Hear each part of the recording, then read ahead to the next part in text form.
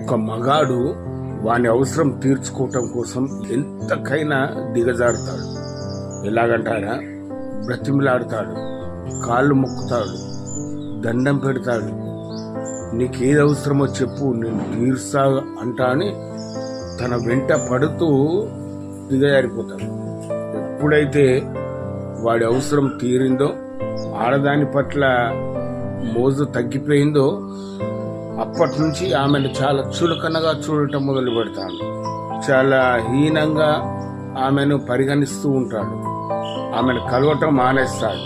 అప్పుడు ఆ ఆడదానికి అనిపిస్తుంది, చేచి మగవాళ్ళంతా ఇంతేనా, ఈ మగ విధవల బతుకులు ఇంతేనా, అవసరాల కోసమే మమ్మల్ని బతిమలాడతారా, కాళ్ళు మొక్కుతారా అనుకొని చివరికి బరి తెగించి ఆడది బయట తిరగటం మొదలు పెడుతుంది. మగవాడి మీద అసహ్యంతో.